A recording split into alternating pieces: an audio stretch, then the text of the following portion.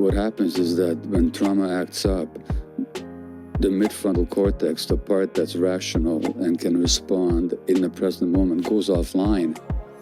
And these traumatic imprints show up and they govern your behaviors. All of a sudden, just as you say, I start acting like a hurt little child.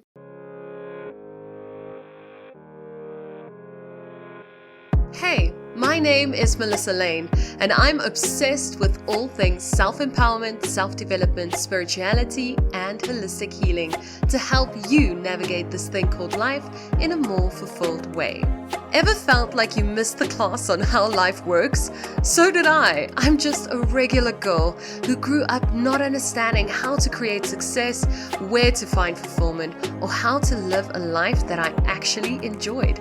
So I went on a journey of self-discovery, and it led me to the realization that everything about living a fulfilling life can be learned.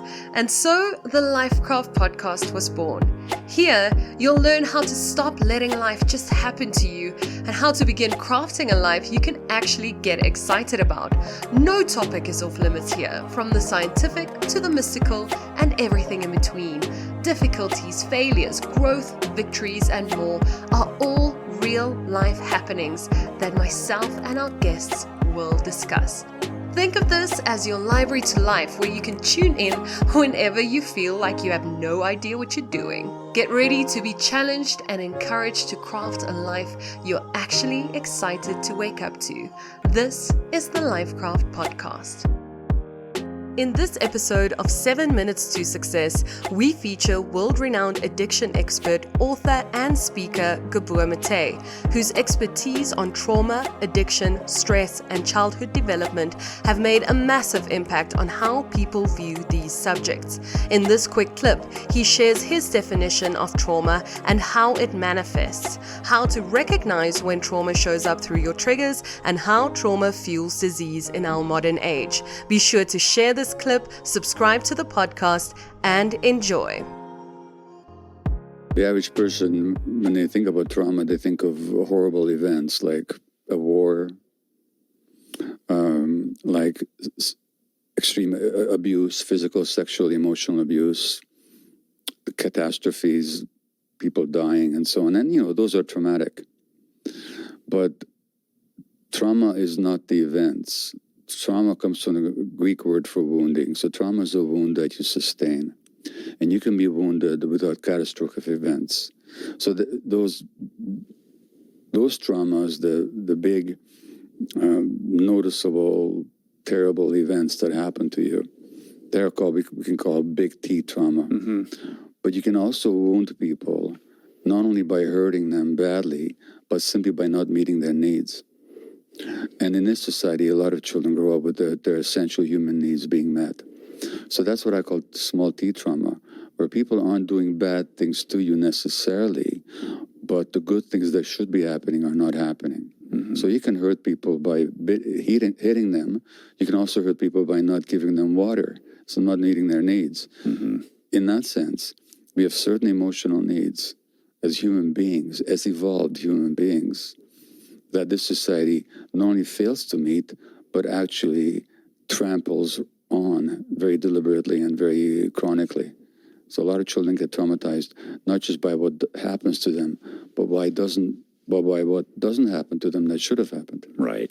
And in that early developmental stage, we develop our attachment strategies, and we create these sort of patterns that recur over the course of our lifetime. I mean, you tell the story in the book about landing at the airport after coming back from a speaking engagement and acting like a petulant child because your wife blew you off to pick you up at the airport. Like, despite everything that there's some level of powerlessness that we have in terms of trying to course correct what has been so cemented.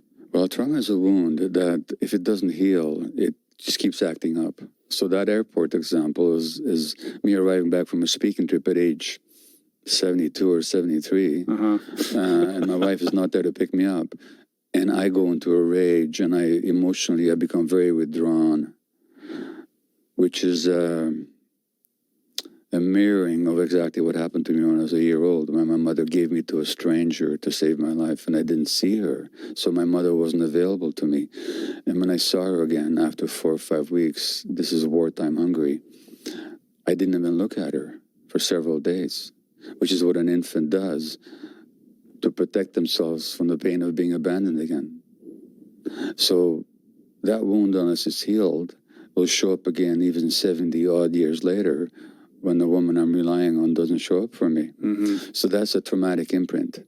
And what happens is that when trauma acts up, the midfrontal cortex, the part that's rational and can respond in the present moment, goes offline.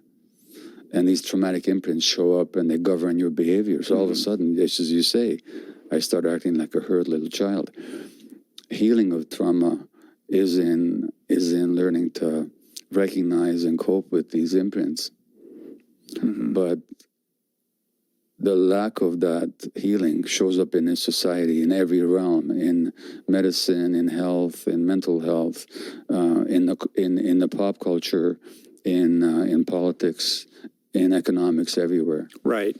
And in your previous work, you've drawn this connective tissue between trauma and how it shows up as how it can show up as addiction later in life with certain individuals, but create that connectivity between trauma and, for example, chronic ailments that we're seeing on the rise across the world, or at least in the developed world.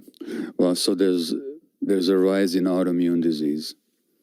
Autoimmune disease are conditions where the immune system turns against itself.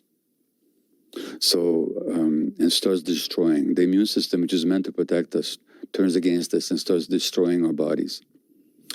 Now, examples are rheumatoid arthritis, scleroderma, lupus, chronic fatigue, multiple sclerosis, Crohn's disease, ulcerative colitis, chronic psoriasis, autoimmune eczema.